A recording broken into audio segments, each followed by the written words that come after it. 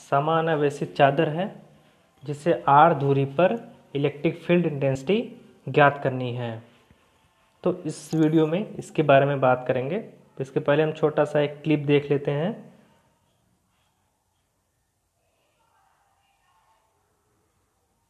The infinite charge sheet है और positively charged है और एक साइडेड चार्ज्ड है।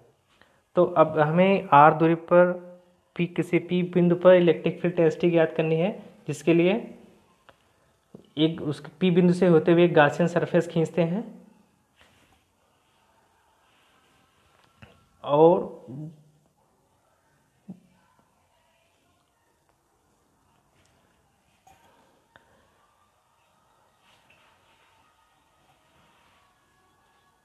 एक गॉसियन सरफेस एक बेलन होगा, बेलन के शेप में, और गॉसियन सरफेस के अंतर्गत जो इस शीट का हिस्सा गया है वही उसके अंदर जो निहित चार्ज है वही उसी चार्ज के कारण ही गॉसियन सरफेस के चारों तरफ एक इलेक्ट्रिक फील्ड जो है उत्पन्न हो बाहर आएगा उसी चार्ज के कारण।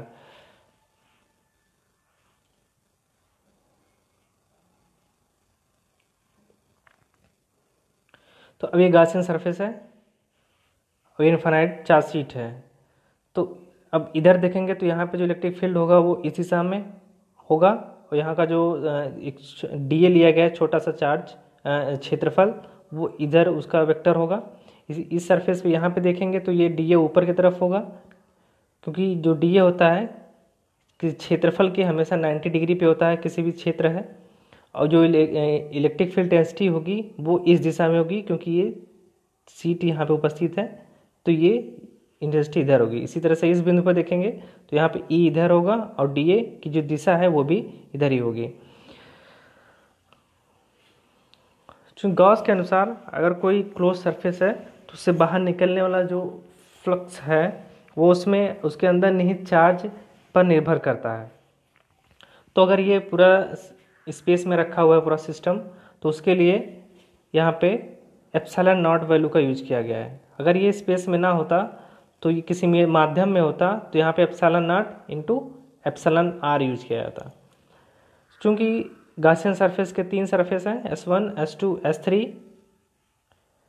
S1, S2, S3, तो जो फ्लक्स होगा S1 से होते हुए वो E dot D A, S2 से होते हुए फ्लक्स, S3 से होते हुए फ्लक्स।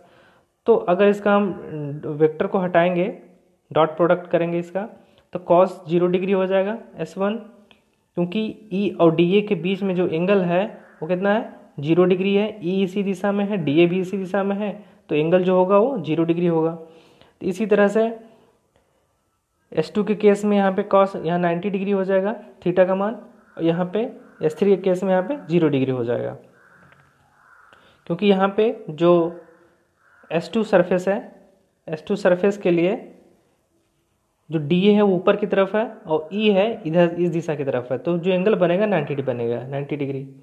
और यहाँ पे क्या है E और DA के बीच में एंगल 0 बनेगा क्योंकि एक ही दिशा में है। अब ये हो जाएगा 0 मान, क्योंकि cos 90 0 होता है, तो बचेगा क्या S1 और S3। तो S1 और S3 क्योंकि जो है सिलेंडर है ये, तो सिलेंडर का ये सरफेस एरिया और ये surface area cross section area है, ये दोनों बराबर होंगे, इसलिए मान लिया गया S1 S2 का एरिया A है। तो A का मान यहाँ पे रखेंगे इसकी जगह पे, और यहाँ पे तो हो जाएगा ये EA और यहाँ पे हो जाएगा EA, तो EA ये मिलके 2E हो जाएंगे। अब चूंकि जो चार्ज सीट है उस पर पूरा सीट में चार्ज फैला हुआ है, तो चार्ज हमें पता नहीं है, इसलिए यहाँ पे हम एक एकांक क्षेत्रफल पर चार्ज का मान लेंगे, यानी कोई एकांक एरिया है उसमें कितना चार्ज उपस्थित है उसका मान हम लेंगे, तो उसको मान लिया गया है सिग्मा यहाँ पे।